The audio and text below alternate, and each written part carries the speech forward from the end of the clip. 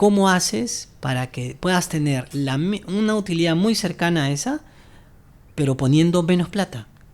Entonces, cuando pones menos plata y comparas, ahora, habiendo puesto menos plata, tengo casi la misma utilidad. Lo que tú tienes que ver es poner el menor capital posible al proyecto y el resto apalancar de las ventas o del banco, del sistema financiero. Entonces, de ese porcentaje que es la inversión propia, ya sea del fondo o de la empresa, de eso sale la rentabilidad. ¿Eso Es es correcto, sí. correcto, eso Es o tal no? cual, es tal cual. ¿Cómo es el modelo de financiamiento de un proyecto inmobiliario? ¿Ustedes participan con el financiamiento al 100%? Porque entiendo que ponen el 20% de ventas y el otro restante también se apalanca con el sistema financiero. Las inmobiliarias que empiezan a manejar eficientemente su estructura de fondeo es que tienen esos niveles de rentabilidades que van más allá del manejo del precio y de la cantidad de unidades inmobiliarias a vender. Al que típicamente van los fondos mutuos, que es el mundo líquido, que es el mundo bursátil, que es el mundo que marca precio continuamente. Ya, bienvenidos a este nuevo episodio de nuestro podcast Foco Inmobiliario. Hoy ya tenemos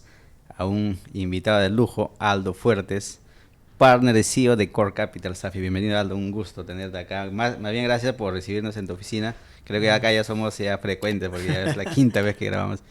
No, Y muchas gracias, más bien por la invitación y encantado de estar en esta conversación.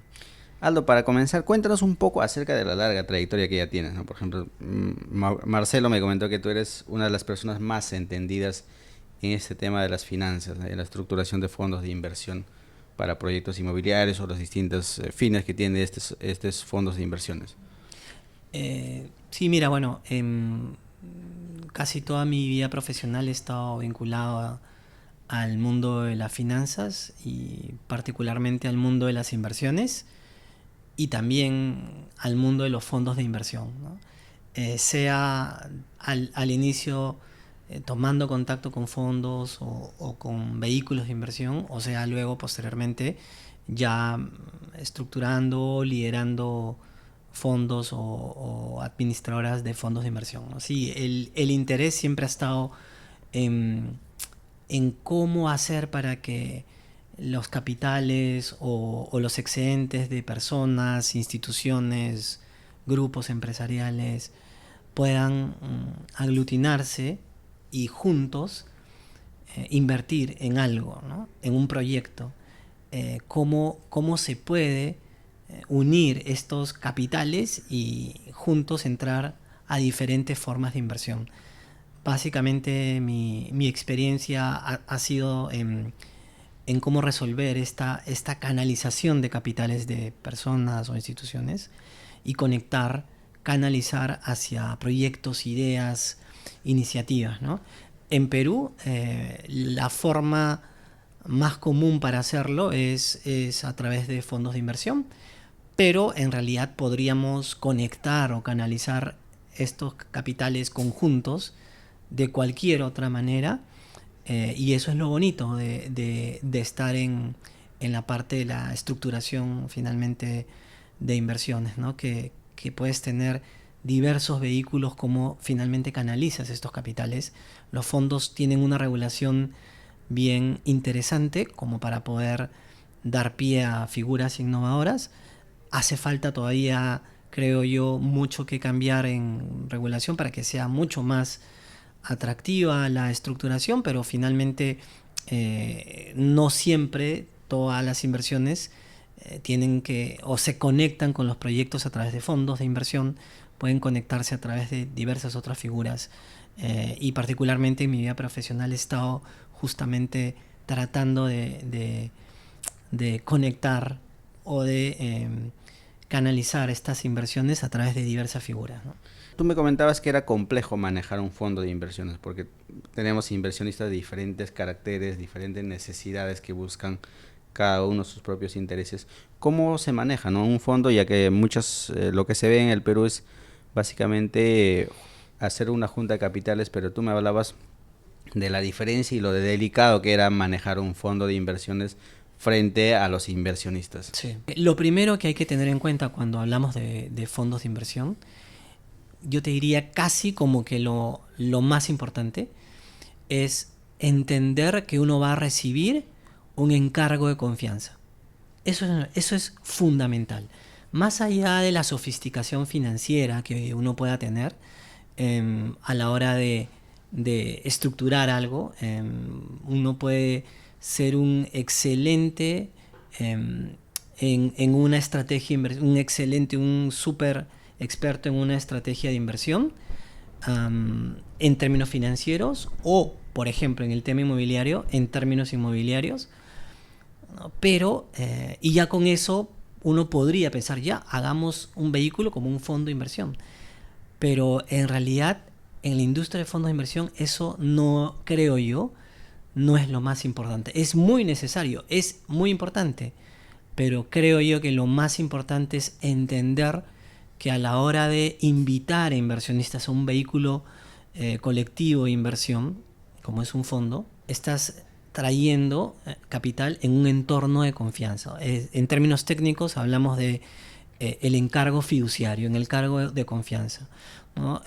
Podemos tener nuevamente administradores de fondos expertos en ambos lados, en estructuración financiera y en la estructuración del negocio propiamente en donde se va a invertir, pero si no has entendido bien las responsabilidades, el cuidado, lo que tienes que poner primero por encima de todo, que es el rol, si no has entendido bien, el rol fiduciario, el rol de confianza de esos inversionistas que te están dando el dinero, entonces creo que no estás haciendo algo completo, ¿no? Creo que estás haciendo algo que podría, incluso con los mejores resultados financieros, podría no ser percibido del todo de valor de cara a los inversionistas que has convocado, ¿no? Por ejemplo, muy buena rentabilidad, pero con muy mal proceso de información, con muy mala transparencia, con muy mal proceso de rendición de cuentas,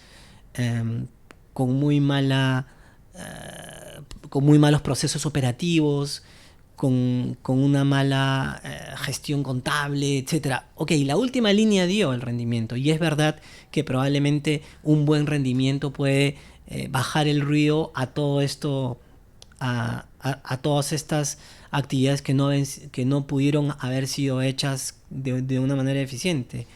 Pero es verdad que cuando aparezca otra alternativa con igual rendimiento bueno que el tuyo, pero con un mejor servicio en torno al encargo fiduciario, en torno al encargo de confianza, probablemente ya no estés en el radar y probablemente estés por otro lado, ¿no? Estés puesto de un costado. Entonces, en primer lugar, es importante entender que hay un encargo de confianza y que hay que cuidar los intereses de nuestros inversionistas por encima de cualquier otro interés.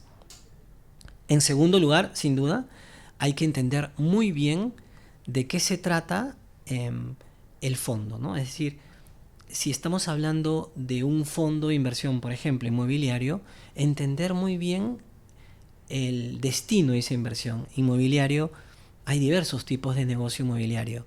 Negocio inmobiliario detrás de lo que es de un negocio de lotización, por ejemplo, o de urbanización, ¿no? Un negocio inmobiliario de la urbanización propiamente, ¿no? Tienes un negocio inmobiliario de comprar terrenos, o sea, un negocio de financiamiento para las inmobiliarias de compra de terreno. Hay un negocio financiero también, es un negocio de bridge loans para las inmobiliarias. Hay un negocio que es el que está, y el negocio vinculado a los terrenos, estás hablando del negocio de land banking para las inmobiliarias.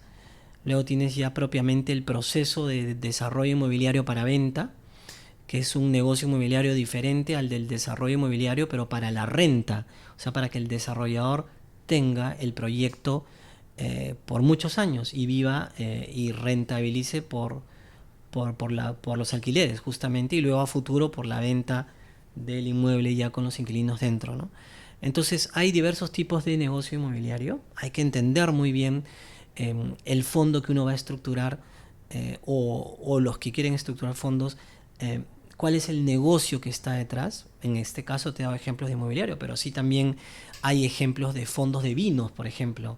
Hay fondos muy especializados en vinos y dentro de los vinos es comprando literalmente vinos, o sea, barriles de vinos que están en determinadas bodegas en determinados países. Estamos hablando del negocio de vinos premium, por ejemplo, o comprando acciones, capital privado, private equity, acciones de empresas vitivinícolas, ¿no? De vitivinícolas. Entonces hay mucha especialización detrás de, por ejemplo, el negocio de vinos, el negocio de arte. Hay fondos de inversión de arte, por ejemplo, que entran de criptoactivos o criptomonedas o digital assets en general.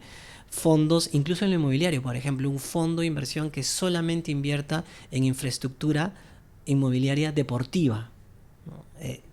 Muy especializado, ¿no? Y así sucesivamente. Entonces, la segunda idea es, hay que comprender muy bien el destino de la inversión inmobiliaria de la inversión en general, ¿no? Para poder estructurar muy bien el fondo. Y tercera idea, por cierto, solo cerrando esta segunda, cuando uno entiende bien eso, puedes entender mejor los riesgos que están detrás y puedes también estructurar de una mejor manera la forma como el fondo se va a conectar con ese tipo de negocio. De repente la mejor forma es a través de una deuda indexada, o de repente la mejor forma es a través de acciones, o de repente la mejor forma es a través de un acuerdo de coinversión, o de repente la mejor forma es a través de deuda pura y dura, o de repente, en fin, hay una serie de conectores entre los recursos del fondo y el negocio propiamente, que uno, cuando entiende mejor el negocio y los riesgos, puede diseñar mejor la conexión financiera, el vehículo, la tecnología financiera para conectar negocio y fondo. Bueno, y en tercer lugar es a qué inversionistas vas a ir dirigido, ¿no? Es decir, un desafío es armar un fondo para inversionistas personas naturales, y otro desafío es armar un fondo para inversionistas institucionales. El primero es un inversionista probablemente mucho más sofisticado en términos de análisis financiero, y en términos de sus requerimientos como inversionista. El segundo es el segundo es eso. El primero es un inversionista probablemente mucho más de confianza, en donde los mensajes tienen que ser muy claros, pero al mismo tiempo sencillos de entender. Y por lo tanto, también estructurar un fondo para uno u otro caso es un desafío diferente. Además, también que probablemente las personas naturales, por ejemplo, tiendan a invertir más en el corto plazo que un institucional, compañía de seguros, que te puede esperar 10 años sin problema en un fondo. Dile a una persona que invierta en un fondo en 10 años, probablemente no esté lista para invertir en un fondo así, ¿no? Entonces no puedes estructurar un fondo de largo plazo que va a llegar a un negocio que se materializa en el largo plazo, si lo vas a dirigir a personas más bien naturales cuyo horizonte de inversión suele ser entre el corto y mediano plazo. Además, también, si tienes un inversionista que puede ser de largo plazo, pero que quiere flujos de caja durante toda la vida del fondo, entonces tienes que estructurarlo de esa manera, versus un inversionista que te dice: no, ni me entregues nada, porque me entregues y no vayas a saber qué hacer con esa plata, mejor quédate con ese dinero todo el tiempo, y al final de la vida del fondo me das todo, porque incluso si me lo das, hasta me lo gasto y no me conviene, ¿no? Entonces hay que estructurar, es bien importante para la estructuración de los fondos también, sin duda, entender para quién estás estructurando este fondo, y con eso entregar una propuesta de valor mucho más aterrizada para estos inversionistas, ¿no? ¿Cuál es la principal diferencia en la experiencia de Core como fondo de inversiones entre un inversionista institucional y una persona? Me imagino que tienen necesidades diferentes, requerimientos distintos, porque la vez pasada conversaba con Marcelo, me decía, nosotros básicamente nos enfocamos más en inversionistas personales porque es más beneficioso por el tema de los impuestos, ¿no? Mientras que los institucionales pagan un 30% de la renta al principio, creo que anual, y los inversionistas naturales pagaban el impuesto al final y eso les favorecía en el tema de la rentabilidad. Ujú. Sí, mira, la experiencia que tenemos fundamentalmente, principalmente es hacia personas naturales, efectivamente, entre afluentes y de alto patrimonio. Y sin duda es diferente. Tienen particularidades que claramente te obligan como a especializarte, ¿no? Ahora, tenemos inversionistas que no son personas naturales, claro que sí.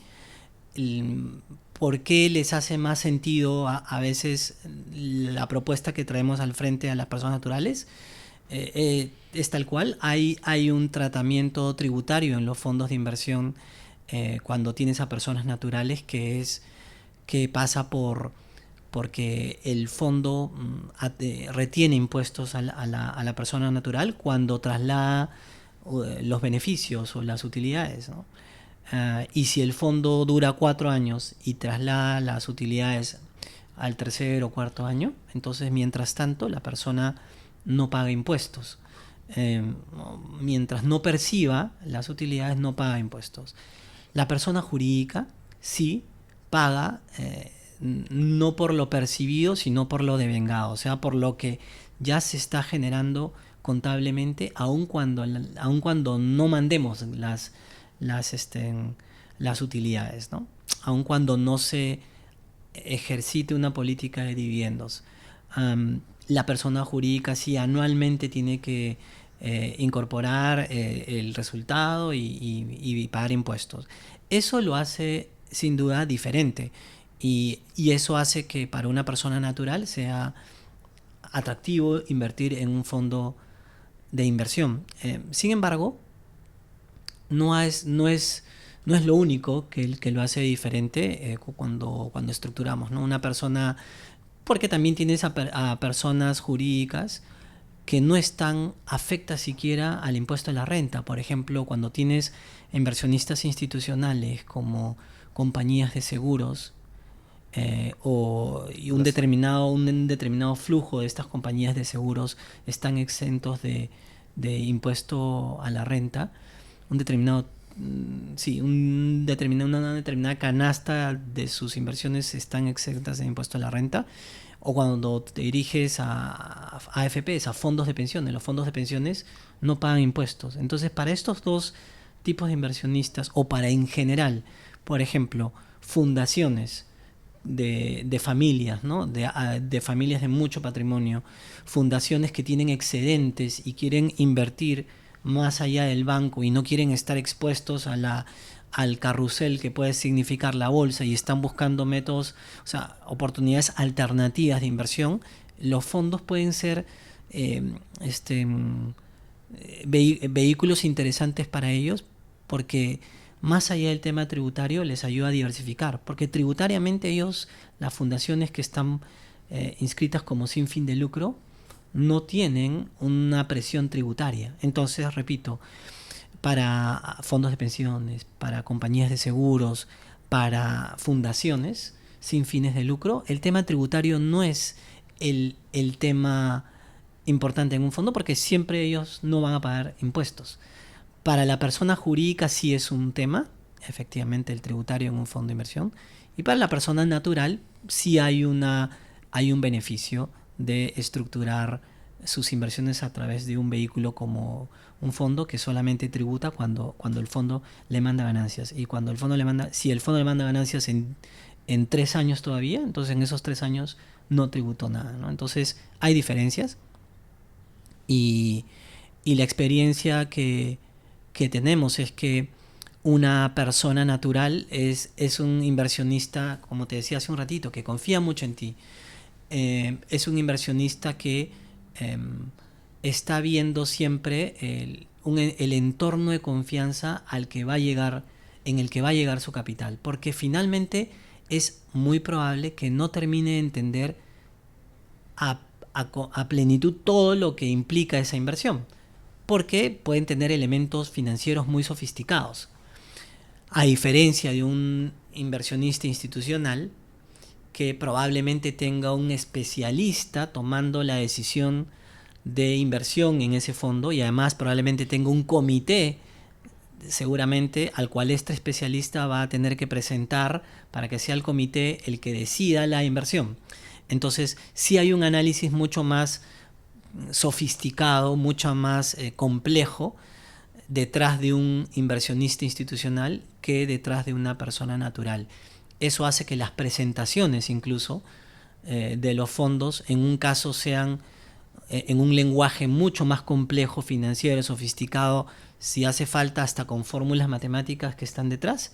En el otro caso, muy completo, pero explicado más en simple para que la persona pueda entender todo lo que pueda entender, y sobre todo en un entorno que le inspire confianza, porque finalmente va a terminar siendo siempre un salto de confianza, y por lo tanto hay que ser muy cuidadosos de estructurar todo el entorno de confianza, todo el entorno de transparencia, de rendición de cuentas con este inversionista persona natural, para que sienta que realmente ha llegado a un lugar seguro como contexto, ¿no? Que ha llegado a un lugar confiable, que ha llegado a un lugar en el que no debería preocuparse de su inversión más allá de propiamente el destino de la inversión, que bueno, puede ir bien o puede ir mal, no podemos asegurar el retorno, pero más allá de eso, quienes van a manejar su dinero, la forma como se va a manejar el dinero, debería ser de no preocupación para estas personas cuando estén evaluando esa oportunidad de inversión. Y nosotros nos preocupamos en que eso se dé, ¿no? No todos pueden ofrecer entornos de confianza, pero en lo particular, desde nuestra experiencia, eso es lo que en eso trabajamos mucho, y creemos que es parte de nuestro factor diferenciador: el entorno de confianza, la transparencia, la rendición de cuentas que podemos armar con los fondos que tenemos hacia nuestros inversionistas. ¿Cómo generar una confianza en un país que básicamente es muy informal en el tema financiero, en el tema de muchos aspectos, para que ese inversionista traiga su plata, porque es parte de su patrimonio, parte de su esfuerzo, y entonces muchas veces para que él pueda decir, sabes que esta empresa es confiable, me da la garantía necesaria para poder invertir mi dinero, y en la cual en todo el tiempo que dure mi inversión no voy a tener complicaciones, porque bien vemos, ¿no? Por ejemplo, yo veo muchos casos que hacen una junta de capital, entonces finalmente no se termina cumpliendo con los compromisos, y de ahí vienen muchos problemas, ¿no? Tanto para el inversionista y también para el receptor del capital, ¿no? Sí, correcto. Mira, en primer lugar, las personas que están detrás. Es decir, para poder generar esa confianza necesitamos hablar de personas, ¿no? ¿Quiénes son los que están detrás de esa institución que va a manejar tu dinero, tus capitales, ¿no? Y en ese sentido, la trayectoria, el prestigio, no solamente el prestigio empresarial, si quieres, sino también la trayectoria personal, es muy importante. Entonces, en primer lugar, cuidamos mucho el tema de las personas, con quienes estamos haciendo esto juntos, ¿no?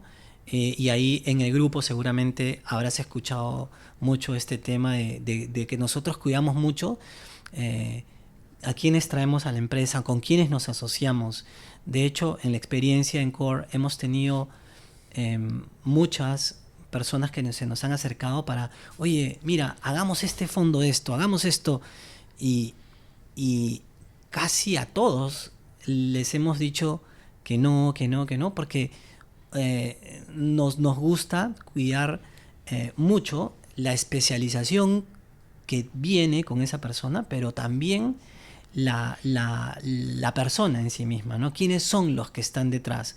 Más allá de la empresa, las personas son importantes. Entonces, en primer lugar, cuidamos mucho las personas en el grupo, quienes somos, y son las que al final van a terminar de dar ese entorno de confianza. Una buena estructura de capital humano te puede ayudar a generar ese entorno confiable a donde va a llegar tu capital.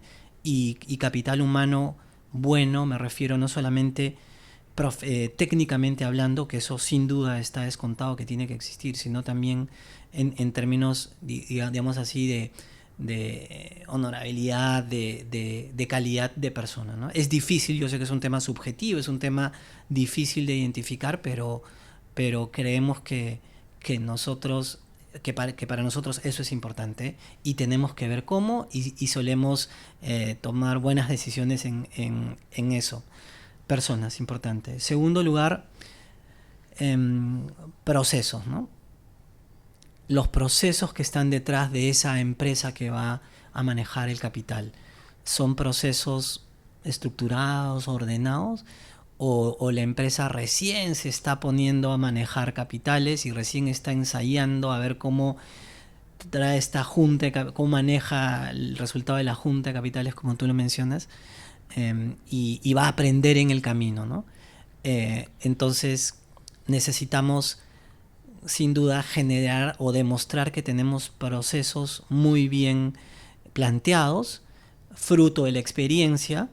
La empresa puede ser nueva, pero si tienes a personas que están detrás, que ya vienen con un conocimiento profundo de los procesos detrás del manejo de los capitales a través de fondos, ya estás bien, estás tranquilo. Pues, entonces es importante que la persona evalúe cómo están los procesos detrás de esa empresa.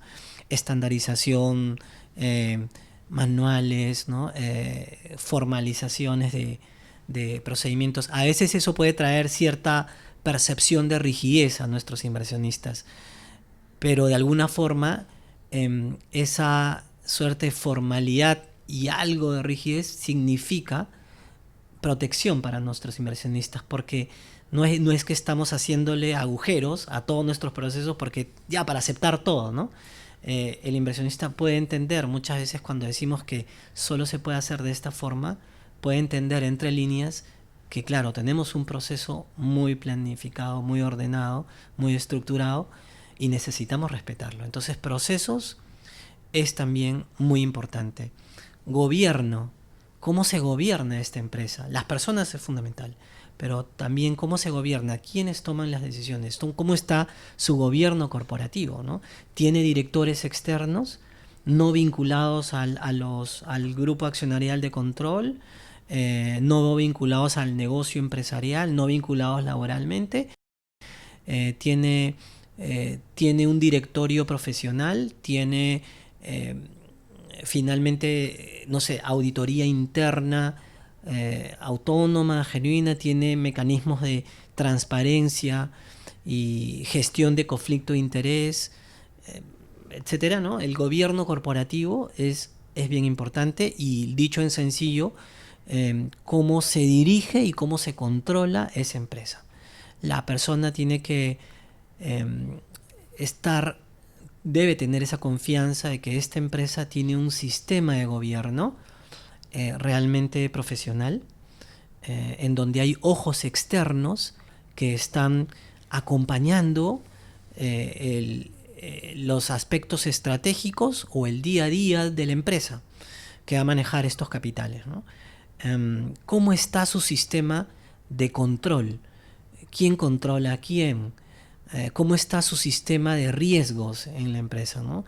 Si no hay nadie que se encargue de riesgos, solamente todos están levantando plata, invirtiendo, entonces sí es algo que puede preocupar. Si en la empresa que maneja fondos hay una unidad de riesgos, si en esa empresa hay una preocupación por la gestión integral de todos los riesgos, que no solamente es el riesgo de la inversión, es el riesgo legal, es el riesgo tecnológico, es el riesgo operativo, es el riesgo de mercado, es el riesgo de liquidez, es el riesgo de un montón de riesgos. Si uno sabe que en esa empresa se está gestionando de una manera adecuada el riesgo, o por lo menos hay una organización de personas que están viendo los riesgos, de todas maneras estamos hablando de un entorno más confiable para recibir esos capitales. También viene el tema del producto, ¿no? Es una empresa que está manejando un fondo con personas que saben invertir en ese producto que es inmobiliario, o más bien han creado un comité de inversión en donde todos son expertos en finanzas, pero ni uno ha visto nunca un negocio inmobiliario. Y el fondo va a invertir en inmobiliario. Entonces, eso no da tanta confianza, a pesar de que tengas al genio de las inversiones en la bolsa de valores sentado en el comité de inversión. Si no ha estado relacionado al negocio inmobiliario, ayuda mucho el criterio, sin duda financiero, pero respecto a tu estrategia de inversión, como no hay una sintonía, ¿no? Entonces, los capitales, cuando llegan a un entorno en el que ven también que el producto de inversión es un producto en el cual las personas y cómo se toman las decisiones están alineadas. Sí, es gente que conoce el tema. Si un fondo inmobiliario, sí, ellos sí conocen el inmobiliario. Si están invirtiendo en un fondo de arte, sí, gente que sabe de arte, ¿no? Ok. Sí. Entonces, eso da más confianza que un fondo de puros financistas brillantes en acciones tecnológicas, pero cero experiencia en arte, ¿no? Es otro punto. Adicionalmente, y creo que es muy importante en la generación de confianza, es quién te regula y supervisa, ¿no? En nuestro caso está la Superintendencia de Mercado de Valores, que si bien no asegura, pues, la superintendencia que todo esté perfecto, sí significa para el inversionista que la administradora está con una presión regulatoria o normativa que observar y tiene que informar continuamente a la superintendencia diversos hechos y diversos tipos de información financiera, no financiera, de manera oportuna, veraz, son completa, etcétera, ¿no? Hay esta capa de regulación y supervisión que también ayuda a crear un entorno de confianza a donde pueden llegar estos capitales, ¿no? Y hay que entender que hay dos niveles en la regulación y supervisión. Un primer nivel es el nivel de la regulación y supervisión del fondo en sí mismo, y hay otro nivel que es la regulación y supervisión de la administradora del fondo, porque la persona debe comprender que una cosa es un fondo y otra cosa es la administradora del fondo. El fondo es un patrimonio autónomo, es decir, su vida es económica, es independiente de la vida económica y política incluso de la administradora de fondos. Si algo le pasa al fondo, a la administradora no le pasa nada, y no, en verdad sí le pasa, ¿no? Porque su prestigio se daña, pero económicamente, inmediatamente no. Y si algo ocurre en la administradora, no le pasa nada al fondo, porque el fondo puede ser trasladado a otra administradora de fondos. Entonces son dos cosas diferentes. Y como son dos niveles diferentes, la regulación y supervisión también es diferente. En el primer nivel de fondos y hay otro nivel a nivel de administradora de fondos. Y los inversionistas deben saber si su fondo está en esos dos niveles o está solo en el nivel de supervisión de la administradora, o de repente está en ningún nivel de regulación y supervisión y nadie está regulando ni supervisando ese vehículo al que se le está invitando a invertir, ¿no? Entonces, son estos elementos que creo que pueden ayudar a generar ese entorno de confianza para que los capitales lleguen. Cor es especialista en financiamiento de proyectos inmobiliarios. ¿Cuál es la diferencia entre financiar un proyecto inmobiliario frente a las otras, ¿no? ¿Cuáles son las ventajas para el inversionista que pone su plata sabiendo que va a financiar un producto tangible que lo puede ver frente a otras inversiones de otro tipo, ¿no? Por ejemplo, puede ser. Mira, lo bueno que tiene el sector inmobiliario es que el inversionista puede imaginarse cómo su dinero va a rendir, ¿no? Y de alguna manera a qué riesgos está expuesto. Es decir, le dices, mira, es un fondo que va a financiar el desarrollo inmobiliario de tal inmobiliaria que básicamente hace este tipo de proyectos, no sé, vivienda social o torres residenciales en determinadas zonas, ¿no? Le explicas un poco y el inversionista se puede imaginar, ya, mi dinero va a invertir, las torres, sí, veo pues que están desarrollando mucho, ¿no? Y sí, pues es difícil pensar que no se puedan vender departamentos chiquitos, en fin, se hace una mejor idea de cómo se va a generar el rendimiento, la rentabilidad, y más o menos qué riesgos pueden haber. Más o menos, ¿no? No es especialista el inversionista, pero tiene un sentido común. ¿Por qué? Porque lo inmobiliario es algo muy cotidiano, uno lo ve, sale a la calle y ves ahí proyecto tal, ¿no? Y además porque la casa, el departamento es algo que casi, yo te diría, muy cercano a un bien de primera necesidad. No todo el Primario, mundo ¿no? quiere bien primario, no todo el mundo quiere tener su casa propia o necesita un lugar más allá de la casa de sus papás, ¿no? Entonces, un lugar ya para vivir cuando se casen, ¿no? Entonces, es algo que le es cercano. Versus otras inversiones, ante tu pregunta, versus otras inversiones que, por ejemplo, mira, invierte en notas estructuradas, ¿no? ¿Qué es eso? ¿Qué es esa nota estructurada? Una nota estructurada es un producto, un derivado financiero cuya rentabilidad depende de una canasta de inversiones. Por ejemplo, podemos armar una canasta de 4 acciones tecnológicas y dependiendo de cómo van el rendimiento de estas acciones tecnológicas en 2 años, tú te puedes quedar con el 100% de la que peor rindió o con el 80% del promedio y además puedes tener una protección. Pero ¿y cómo suben o bajan esas acciones tecnológicas o esas acciones mineras? Solamente suben porque hay mucha tecnología o también pueden subir o bajar porque hay, no sé, por temas de nerviosismo en la bolsa. Sí, puede también ser afectado por... Entonces ya se le hace más difícil. O por ejemplo, me acuerdo claramente un caso de cuando estaba en una administradora de fondos de inversión, de un genio así, de las matemáticas, que había estudiado, si no me equivoco, había estudiado matemática y física, vivía en Estados Unidos y habría creado una estrategia de inversión, te hablo del año 2011 más o menos, ¿no? 2010.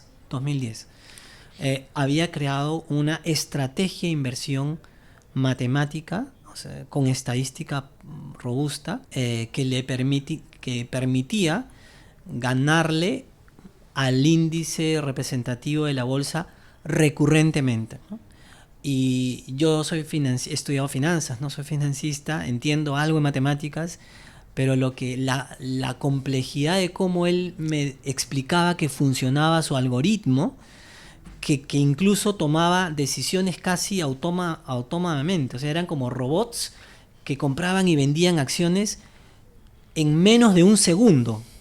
De hecho, ellos parte de cómo te decían que eran buenos no solamente era por la sofisticación matemática, estadística detrás, sino además porque tenían una conexión por fibra óptica, te estoy hablando hace 2010, ¿no? Directo de la bolsa de Nueva York, como que casi directo a la central que ellos tenían y en fin, o sea que se podían enterar milisegundos más rápido que el promedio del resto de cuánto varió una acción y en menos de lo que el cerebro humano podía detectar que ya el precio de una acción había subido, antes que el cerebro lo detecte, su maquinita lo detectaba y decidía comprar o vender antes que nuevamente un trader que estaba viendo la pantalla y todavía el cerebro estaba procesando en milisegundos, se había cambiado su video. Esto era más rápido que el cerebro humano, ¿no? Entonces, y me explicaba y me mostraba toda la estadística de cómo le había ganado, ¿no? Increíble. Y aquí vamos a vender esto, sí, a las personas que quieren rentabilizar su dinero, pero ¿cómo le voy a explicar a la persona cómo se genera la ganancia en esto si yo he entendido el 20% de lo que me has explicado, ¿no? Siendo especialista. Sí, claro, este era un matemático, ¿no? Pero es difícil. Entonces, y en general, las inversiones en bolsa o las inversiones que no son tan cercanas como las inmobiliarias, terminan siendo siempre un gran signo de interrogación para la persona y un salto de confianza mucho mayor. Lo bueno que tienen, retomando tu pregunta, el sector inmobiliario es que, repito, es muy cercano, es incluso tangible, ¿no? Tú le puedes decir al inversionista, mira, de hecho vamos a tener visitas de a los proyectos inmobiliarios como para que veas, ¿no? El avance, le ponemos el casco y la persona La va, experiencia, ¿no? toca ¿no? la pared y dice, esto va avanzando, ¿no? Esa inversión es mucho más cercana que invierte en un fondo especialista en acciones de mercados emergentes en negocios de tendencia, ¿no? No, bueno, ya, pero ¿cómo se trata de eso? Es más, hay un salto de confianza más a quiénes son los que están, porque yo no entiendo esto, ¿no? Será, pues, ¿no? Ya, pues, ¿no? En cambio, en el sector inmobiliario hay mucho más cercanía y eso lo hace atractivo para los que administramos fondos, porque es un producto que puede ser a su vez mucho más atractivo para nuestros inversionistas. ¿Cuáles serían los beneficios de invertir en un fondo de inversiones especializado? En este caso estamos hablando de fondos inmobiliarios, frente a los fondos mutuos que ofrece la banca, ¿no? Por ejemplo, yo como inversionista, Sí. ¿qué beneficios encuentro, por ejemplo, en Core Capital y frente a lo que puede ofrecer la banca tradicional? Sí, de acuerdo. Mira, los fondos mutuos son productos interesantes, ¿no? Son siempre productos importantes para cualquier inversionista. ¿Qué beneficios podemos tener nosotros sobre los fondos mutuos en general? En primer lugar, lo que ya habíamos mencionado, ¿no? La cercanía, el entendimiento más rápido de cuáles son los drivers de valor.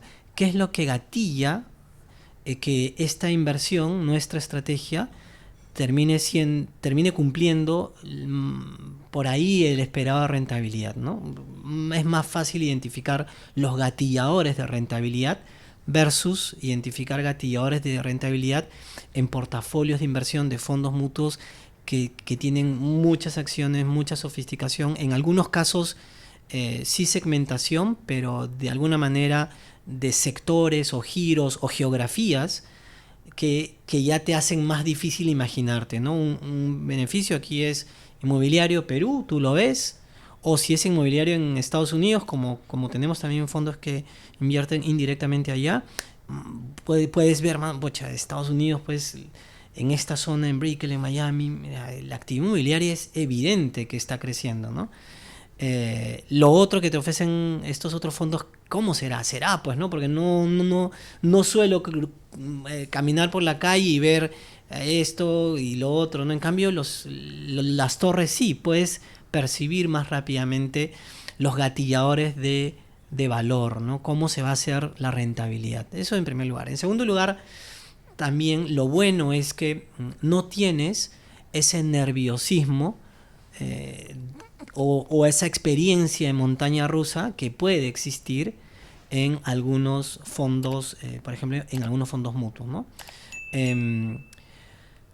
Cuando uno invierte en el sector inmobiliario, estás invirtiendo en un sector, en la economía real, ¿no? En un sector real cuya valorización no es que cambie cada segundo o cada minuto o cada día.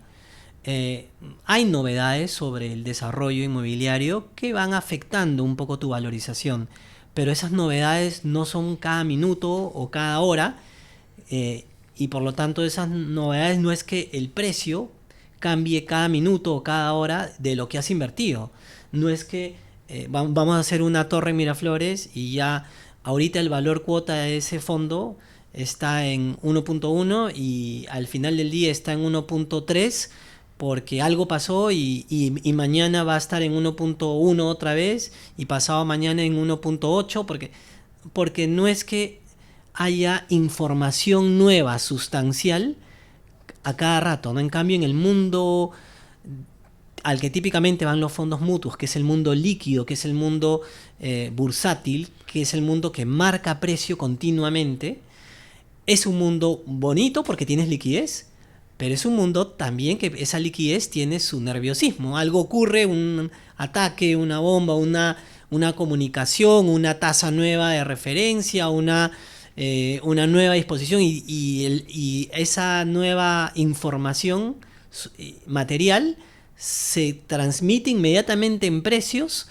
que se reflejan en los mercados secundarios y por lo tanto rápidamente el valor de lo que has invertido cambia inmediatamente, ¿no? Lo bueno es que hay liquidez, lo malo es que la liquidez muchas veces puede traer también un nerviosismo eh, que puede significar cierta complicación para algunos inversionistas, sobre todo para aquellos que no son inversionistas sofisticados y que más bien se dedican a otra cosa y simplemente están asignando una parte de su portafolio a una inversión alternativa, ¿no? Entonces ese es otro beneficio que no vas a encontrar o no es común encontrar en los fondos de inversión inmobiliario en los que manejamos ese tipo de volatilidad que sí es común encontrar más bien en los fondos mutuos, por ejemplo, ¿no?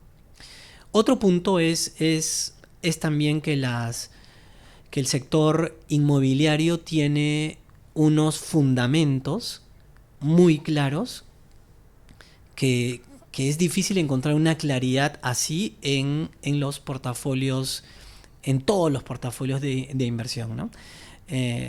Fundamentos tan claros como la demografía en el Perú, ¿no? Tienes una estructura actuarial que te dice que todavía en 20 años más vamos a tener personas que van a estar con la necesidad de tener un lugar donde vivir y además con la capacidad productiva para poder adquirir o llegar de alguna manera a ese lugar para vivir. Entonces tienes una demografía, no somos todavía un país de ancianos, digamos, ¿no? Somos un país joven, ¿no? con una demografía joven, efectivamente, ¿no? Si estamos hablando de Perú. Los temas demográficos en Estados Unidos son otros y específicamente en Florida, en Miami, donde estamos, son bien interesantes también los temas demográficos. Pero retomando el tema Perú, hay una demografía bien interesante, es un pilar interesante detrás del negocio inmobiliario y junto con eso tienes una brecha tremenda entre la oferta que hay de departamentos y la demanda. Estamos hablando de muchas veces más la demanda que la oferta, pero varias veces, 5, 6, 7 veces más la demanda que la oferta. Y eso no es que tú compres más maquinarias y ya en un mes ya tienes todo el stock que necesitas para absorber esa demanda. No es así, ¿no? Los proyectos inmobiliarios tienen su ciclo, ¿no? Entonces es bien consistente, es un fundamento bien importante que no va a desaparecer en 2 años, 3 años. Este hecho de una demanda gigante respecto a una oferta reducida comparativamente hablando, ¿no? Entonces tienes una demografía muy buena, una oferta-demanda muy atractiva, es decir, muy poca oferta para mucha demanda. Y por otro lado tienes pues lo que hemos hablado, ¿no? Que no estamos comercializando bienes de lujo, estamos comercializando bienes esenciales. Bienes esenciales, casi de primera necesidad, ¿no? Y que creemos que eso, de las cosas que van a ocurrir cuando los entornos son complejos, probablemente el que una persona deje de querer vivir en un lugar sea lo último que postergue, ¿no? Postergará el irse de vacaciones y por lo tanto el negocio de turismo ante ciclos económicos complejos, el negocio de turismo podría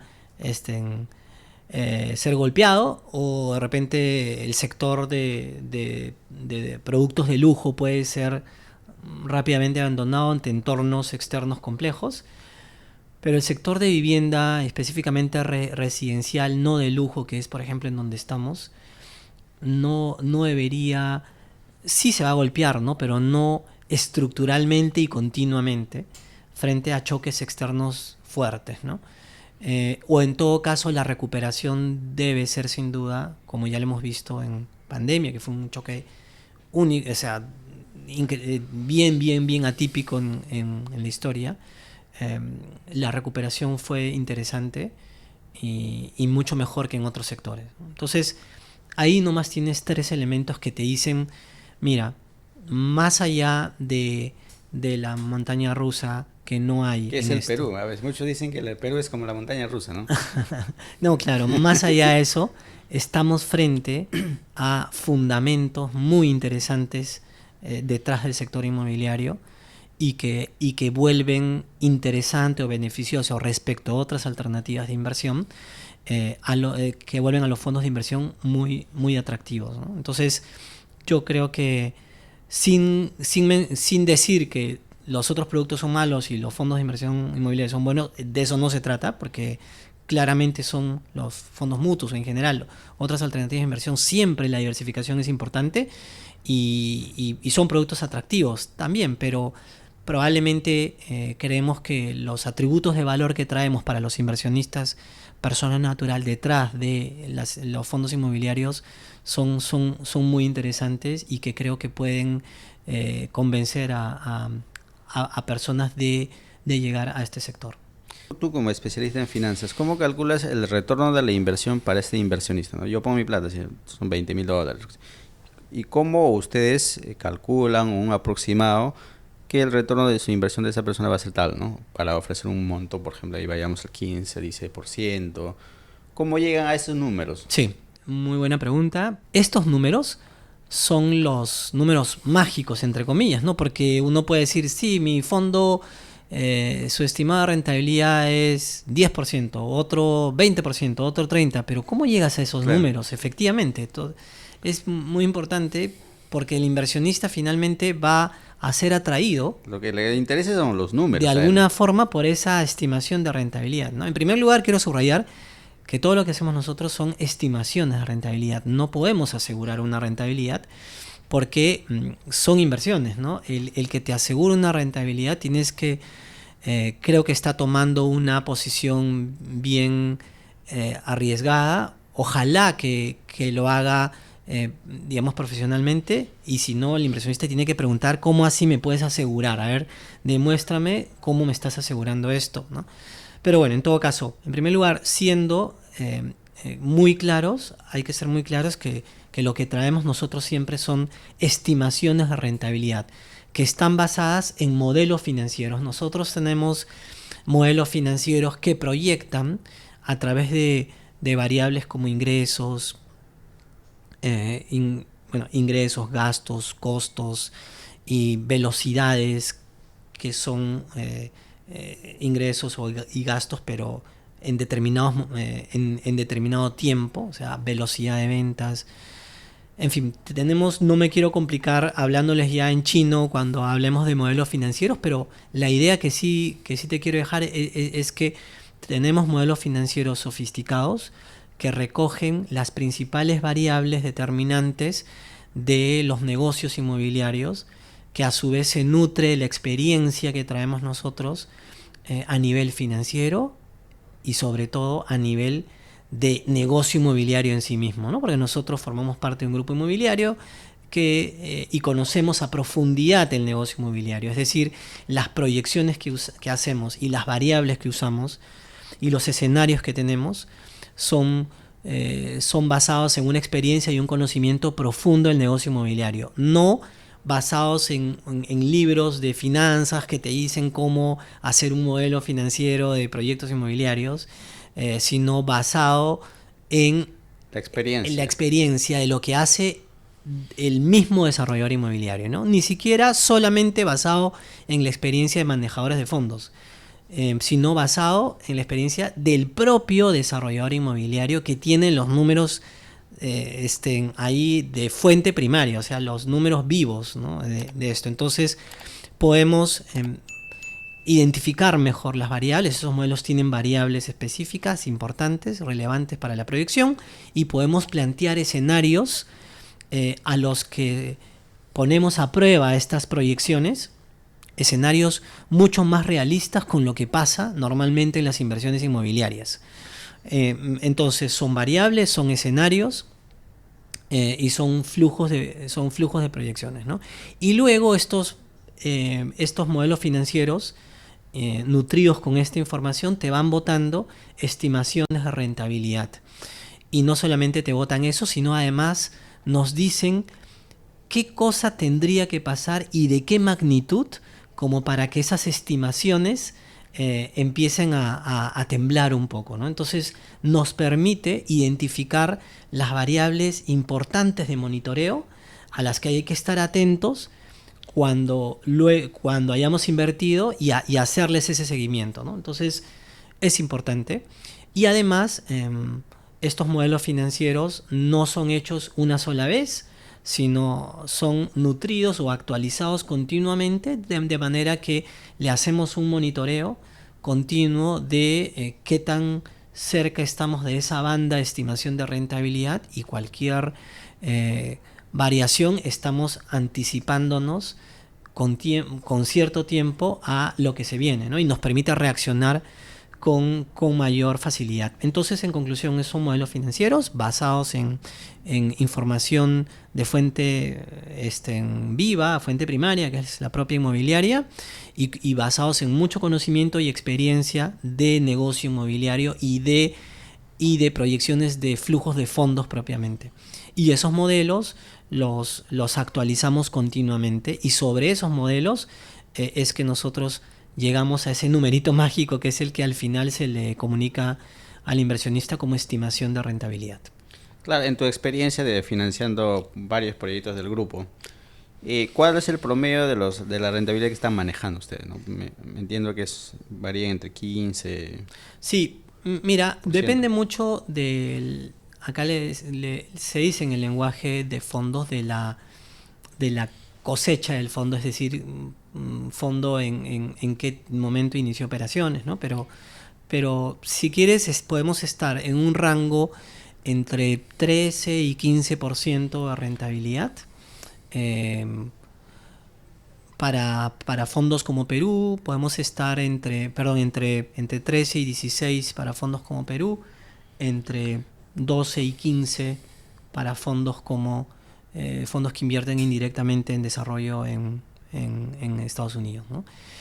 Nuevamente son rangos y bueno, y son rangos que vienen de modelos financieros que no solamente son interesantes, sino son nutridos con información que viene de la experiencia y del conocimiento profundo del negocio. Pero anda por esos rangos aproximadamente.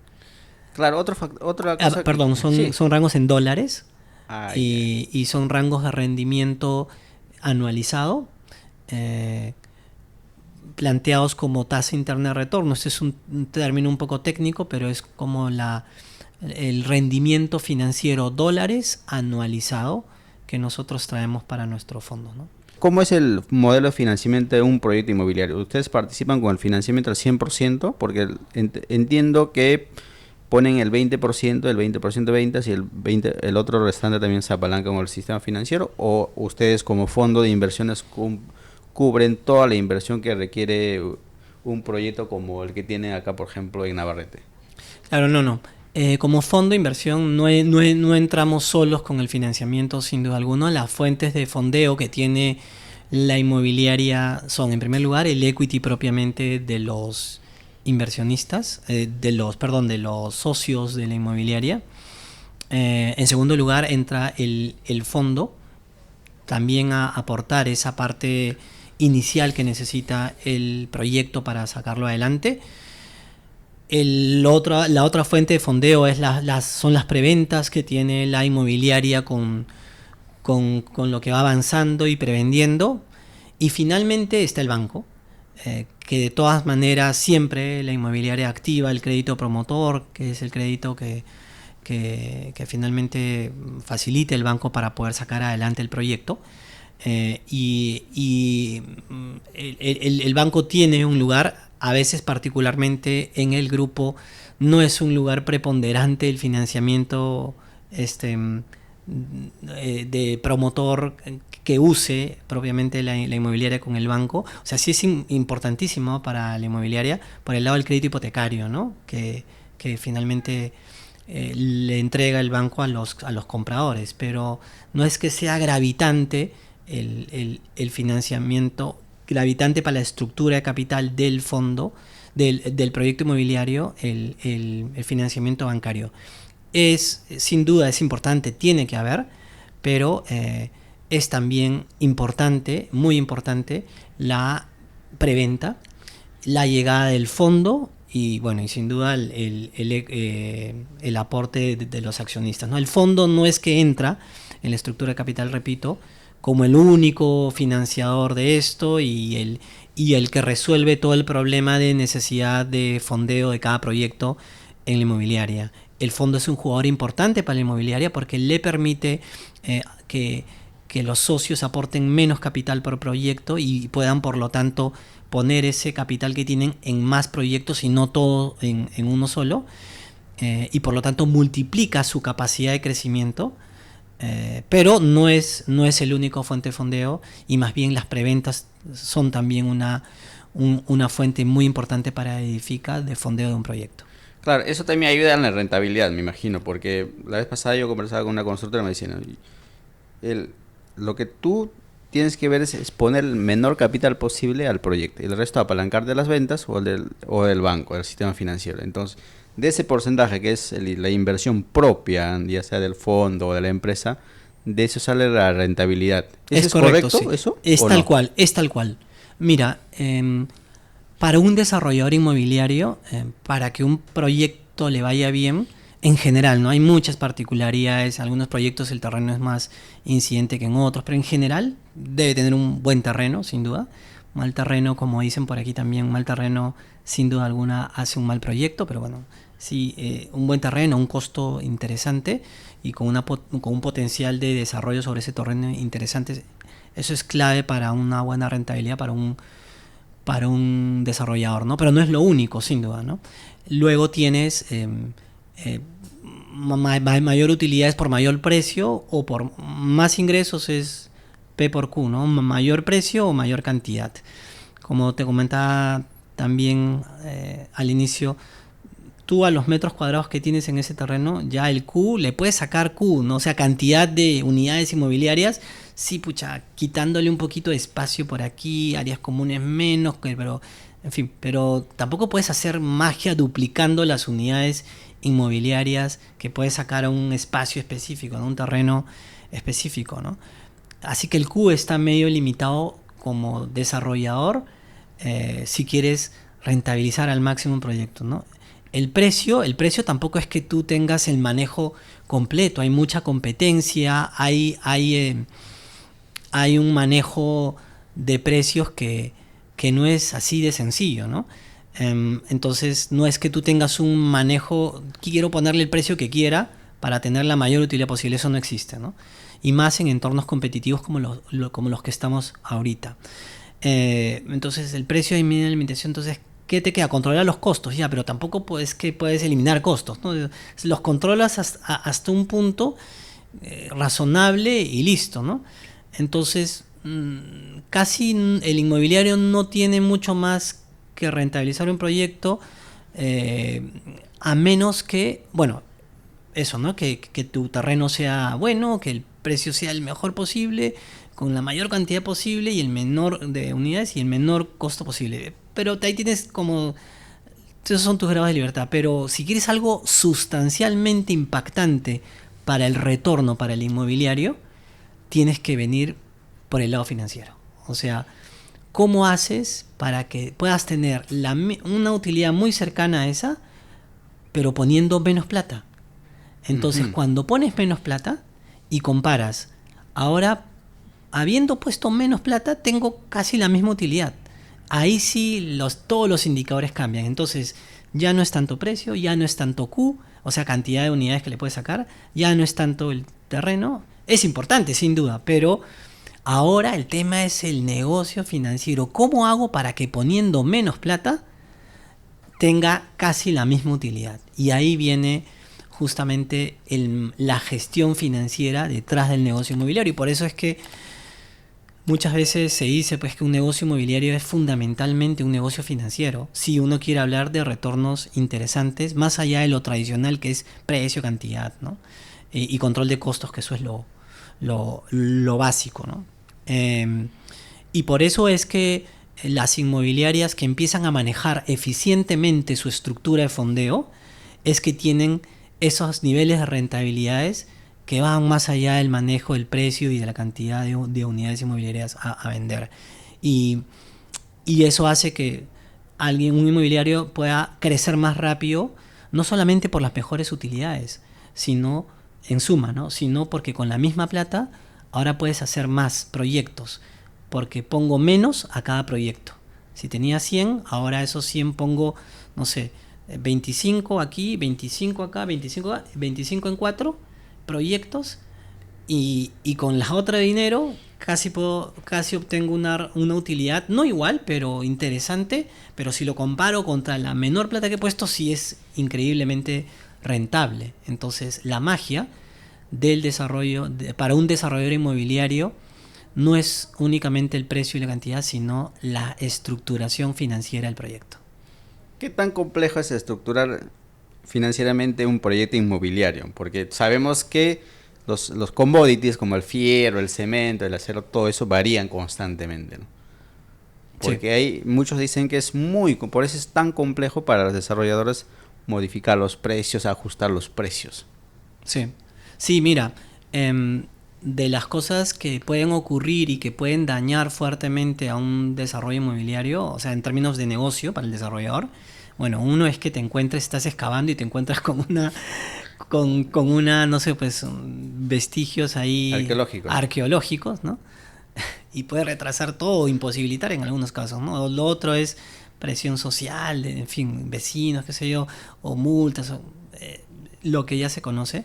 eh, pero lo pero también tienes ese otro, el tema de quedarte sin fondeo, ¿no? En medio del camino, en tardarte mucho más de lo que necesitas para llegar a ese dinero, al break-even, o sea, al punto en el que el proyecto ya está listo para poder ser autosuficiente y terminar sin la necesidad de seguirle metiendo más capital, ¿no? Entonces, puede ser que, o sea, un riesgo importante es que te puedes terminar quedando sin ese oxígeno de capital que necesitas porque las preventas de repente no vinieron a la velocidad que tú querías.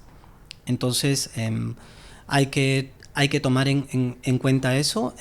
Hay que tomar en cuenta que el capital que va a venir em, es un capital que puede ser un capital muy exigente, puede ser un capital que llega pero te cobra un dinero increíble, y por lo tanto ahí sí hay que evaluar muy bien si es que eso funciona, porque la exigencia fuerte de retorno de ese inversionista que te puede traer plata puede hacer que tu proyecto como negocio termine yéndote o mal o no tan mal o no tan bien como te hubiera interesado, ¿no?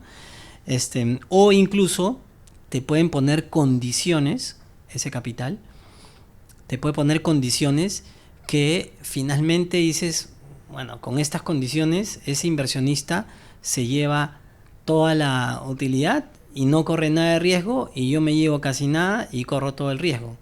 Entonces hay que tomar en cuenta también el tipo de capital que puede uno captar, porque ese tipo de capital sí podría hacer que te mueva la aguja finalmente en un proyecto, ¿no? Y luego el costo, efectivamente, el costo también, ¿no? El costo puede hacer que sube el acero, no sé, pues hay guerras de comerciales o puertos, qué sé yo, retrasos, el costo de construcción sube y ahí sí se te puede ir a negativo rápidamente todo el proyecto.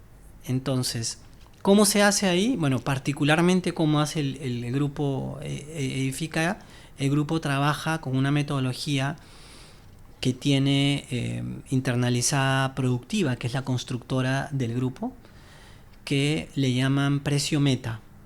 Es decir, mira, si llueva o truene, tenemos yo no soy especialista en eso, por cierto, aquí César Guzmán podría explicarlo en detalle y seguramente ya lo he explicado antes Sí. en alguna entrevista, y creo que en sencillo van como afinando los costos basados en presupuestos, pero continuamente y no como que al final. Y los costos se tienen que adecuar a un presupuesto y a una meta que tienen, y la inmobiliaria ya no se preocupa de las oscilaciones de precios porque eso, o por lo menos no en rangos normales, ¿no? Ese lío ya lo tiene internalizada la constructora, y la constructora tiene una metodología de trabajo detrás que le permite gestionar muy bien ese riesgo, ¿no? No es que se elimine el riesgo, pero se gestiona de una manera muy atractiva y que permite que los costos no terminen siendo esa variable que te lleva abajo la rentabilidad de un proyecto y que te genere pérdida, ¿no?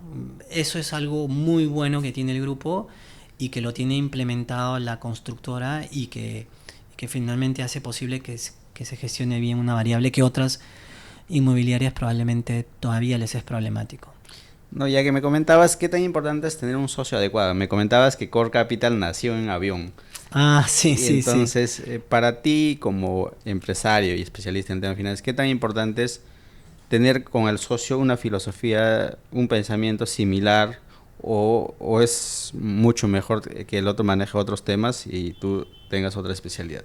¿Qué es lo que buscas básicamente en un socio, ¿no? Porque Sí. al decirme que el core nació en un avión, entonces para hacer negocios no hay un momento ni lugar, ¿no? Se pueden hacer en cualquier momento una idea. De ahí Sí, claro, dependerá de claro, la claro. visión que tenga Claro, claro. Claro, cada mira, persona. como dice Musk, ¿no? Las mejores ideas, algo así dice, que las mejores ideas nacen en un vuelo de avión o tomándonos un café, ¿no? En el extranjero. Entonces, literalmente, en un vuelo de avión con Juan Carlos Tazara, me comenta los retos que estaba teniendo Edifica con los inversionistas con los que firmaba, como cualquier inmobiliaria, ¿no? Mutuos, préstamos, para poder financiar sus proyectos, ¿no? Y que cada vez habían más inversionistas y que cada vez era más complejo Manejarlas. manejar esta relación, que es en sí mismo manejar la relación con los inversionistas es todo un expertise especial, ¿no? Una sofisticación, reporting, rendición de cuentas, atención, captación, seguimiento, post, es un negocio. De hecho, el negocio de inversiones o asset management en general es un sector especializado. Entonces le dije, oye, mira, yo tengo la solución. En ese momento era gerente general de otra administradora de fondos. Le dije, hagamos un fondo, hagamos el fondo Edifica. Traemos a tus inversionistas en este vehículo de inversión, estructuramos este fondo para que todos ellos lleguen al fondo, y ya luego el fondo con un comité de inversión va a hablar con ustedes para financiarles el proyecto, analizar esos proyectos y decidir esa financiación o no. Entonces ahí empezó, así, cuéntame un poco más de qué se trata eso de los fondos, ¿no? Ahí empezó la idea de los fondos Edifica, te hablo del año 2010, ¿no? Entonces, como te digo, las buenas ideas nacen, como dice Musk, en un vuelo de avión o tomándose un café en el extranjero, ¿no? Entonces nace esta idea de una especialización, de trasladar a un socio, en ese caso era esta otra administradora de fondos, la especialización necesaria para hacer algo bien, ¿no? No es que Edifica pretendía hacer de todo, sino lo especializado. Traigamos a ese socio especializado en algo específico para que se encargue de eso. Y esa figura fue finalmente en ese momento otra administradora de fondos. Y lo que primaba era la confianza, ¿no? Yo era amigo de Juan Carlos me conocía, yo lo conocía a él. En ese entorno de confianza sabía que yo, a la hora de crear un fondo Edifica, no estaba creando un fondo para una inmobiliaria de la que no conocía o la que no tenía confianza. Sabía cómo era Edifica, sabía cómo era Juan Carlos y los socios. Entonces, entorno de confianza. Él, bueno, teníamos una relación de amistad. Entonces, pilar 1, la confianza para poder hacer cosas juntas, y la especialización, pilar 2, para hacer cosas juntos, ¿no? Entonces ese fue lo que ocurrió en esta primera experiencia en los fondos Edifica, que lo hicimos en otra administradora de fondos. Luego, bueno, pasaron los años, hicimos otro fondo Edifica en otra administradora de fondos, y por último, ya creamos Core Capital SAFI y continuamos con los fondos Edifica, pero desde la propia administradora del grupo. Y allí casi te diría los factores no negociables que hay detrás de esto son, ¿no? Eso, la confianza, quién es el que está detrás, con quién nos vamos a asociar. Y ojo, el con quién no es solamente en la experiencia previa que tenga, ni solamente en el conocimiento previo de lo técnico, ¿no? Sino en la calidad de persona, en la calidad de profesional que es el que está detrás del otro lado, ¿no? Porque en los negocios no solamente hay que pensar, repito, en tecnicismo, sino sobre todo en personas que van a sacar adelante, aun cuando incluso no tengan todo el conocimiento, pero tengan la actitud y la solvencia, digamos, humana para poder sacar algo porque alguien confió en esa persona. Lo van a sacar adelante. Es como un matrimonio, sí, básicamente. Básicamente, exactamente. Entonces, las personas. Y en segundo lugar, la especialización, ¿no? El reconocer a esa otra parte como una parte o una contraparte especializada, que sabe lo que hace, ¿no? Que está haciendo algo para lo cual no hay que enseñarle, sino va a ser autónomo y va a sacar eso adelante porque ya lo ha hecho antes, ¿no? Entonces, personas y especialización, una vez más, son importantes para nosotros para poder asociarnos con otras organizaciones o personas para poder sacar cosas adelante.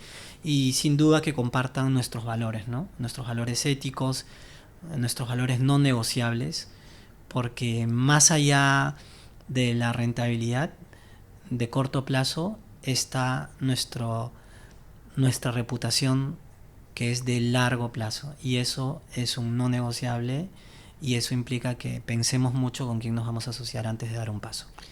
¿Qué pasos se vienen para Core?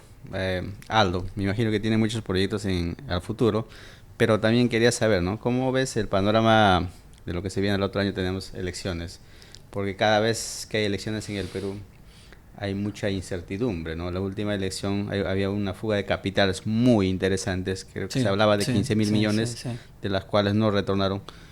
¿Cómo afectaría eso en este caso, en las próximas elecciones, si se diera el mismo contexto, ¿no? Por ejemplo. Sí. Bueno, en primer lugar, creo que los siguientes pasos que Core está dando, pensando en sus inversionistas, pasan por la diversificación geográfica, ¿no? Ya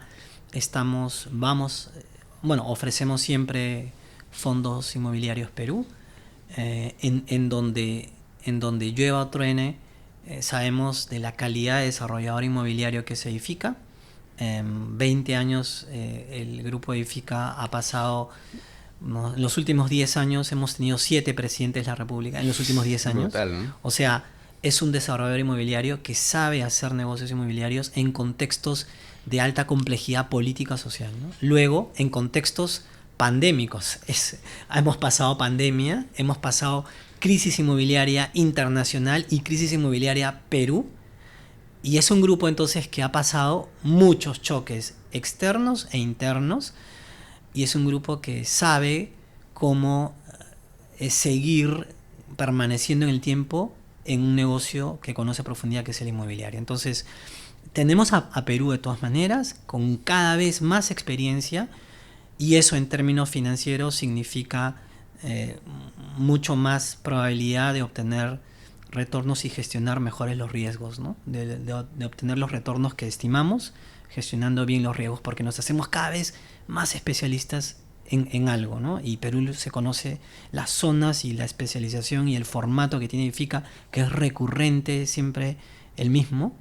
Edifica no pretende ser el desarrollo que haga acá, vivienda social, luego casas de playa, luego casas de campo, luego terrenos, luego lotización, luego vivienda de lujo, luego no. Edifica es súper especializado, y con los años en el Perú, en fin, vamos a seguir entregando oportunidades de inversión con una trayectoria, un track record muy importante, que le puede dar calma a nuestros inversionistas, a pesar de que se vengan contextos electorales positivos o no, contextos electorales diversos, situaciones sociales diversas y contextos externos diversos. El grupo ya ha demostrado una gestión increíble en entornos adversos. Entonces, vamos a seguir en Perú fortaleciendo nuestra propuesta de fondos para Perú, para nuestros inversionistas, mucho más cuajados, ¿no? En segundo lugar, vimos importante, sin duda, como grupo, la diversificación geográfica de las operaciones y con ello la diversificación geográfica también de las inversiones. Tenemos a los fondos Edifica Estados Unidos que financian también, fondean el desarrollo inmobiliario del grupo allá, en Florida y en Miami. Entonces, lo que se viene para Core Capital es mucho más protagonismo de los fondos de inversión para nuestros inversionistas, en términos de protagonismo, en términos de tamaño de fondos, ¿no? Hacia Estados Unidos, y con eso una posibilidad de diversificación a nuestros inversionistas, es decir, Core Capital entregando diversificación geográfica también a nuestros inversionistas. ¿Qué más se viene? Ya no como Core Capital SAFI propiamente, sino más como Core Capital Group, ¿no?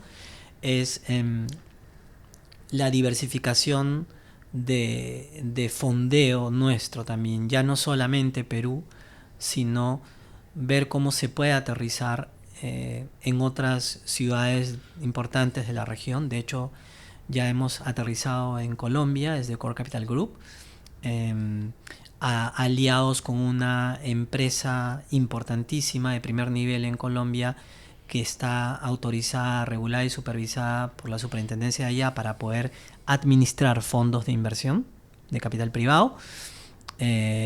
Aliados con ellos estamos y vamos a empezar operaciones allá, y también el fondeo ya no solamente va a ser de Perú, sino también de Colombia, y lo que se viene también es figuras como esta, ¿no? Cómo podemos captar finalmente el interés de inversionistas que no solamente sean peruanos para proyectos de inversión de Edifica en Estados Unidos y eventualmente también en Perú. ¿Qué se viene también para Core? Empezar a explorar a los inversionistas institucionales, un tipo de inversionista institucional, también para diversificar por tipo de inversionista, estar viendo la propuesta de valor que podemos llevar a inversionistas institucionales o en general inversionistas de un ticket grande que sin duda quieren ver seguramente otros atributos complementarios de valor respecto a los que traemos ahorita y que en el que tenemos que estar invirtiendo tiempo para estructurar eso, ¿no? Entonces se viene para Core también una diversificación por tipo inversionista, y los institucionales estamos por ahí poniéndolos en el radar para ver cómo podemos hacer. ¿Qué más se puede venir para Core? Siempre estamos avanzando en mejoras en nuestro gobierno corporativo, y estamos ahí viendo continuamente cómo podemos seguir avanzando en eso, en nuestros mecanismos de control, de gestión integral de riesgos, en nuestro diseño de estrategias. En fin, estamos viendo cómo mejoramos nuestro gobierno corporativo para que con mejores estructuras de gobierno corporativo podamos ofrecer a nuestros inversionistas otra vez un entorno mucho más confiable para sus capitales. Y finalmente, mucha innovación, mucha creatividad en lo que hagamos, tanto en el plano de cómo llegamos a nuestros inversionistas, como en el plano de qué vehículos creamos para conectar a nuestros inversionistas con los destinos de inversión. Si van a ser fondos de inversión, serían canalizados por Core Capital SAFI. si no van a ser fondos de inversión, sino cualquier otra innovación como estructura, veremos la forma como ya desde Core Capital Group, cómo aterrizamos esto, pero de que van a haber noticias o novedades que vengan con un componente innovación, de todas maneras eso va a haber y esperamos que sean muy buenas para nuestros inversionistas y sin duda para el grupo, ¿no? Muchísimas gracias, Aldo, por tu tiempo, por darnos la entrevista, y ha sido sumamente interesante compartir contigo desde tu mirada de especialista en el tema financiero, ya que somos un país complejo, ¿no? Si bien la parte política es complejo, pero la parte de finanzas, la parte económica del Perú funciona muy bien. La última pregunta que te quería hacer es, ¿por qué el Perú económicamente es sumamente estable, pero políticamente hay mucha complejidad? Es una pregunta difícil y probablemente para los economistas así duros, ¿no? Pero mira, en sencillo tenemos un banco central de reserva con una disciplina, profesionalismo, claridad, independencia de funciones, independencia presupuestal de primer nivel, que nos da esa estabilidad de las variables, de algunas variables clave macro que necesitamos en el plano económico para seguir adelante.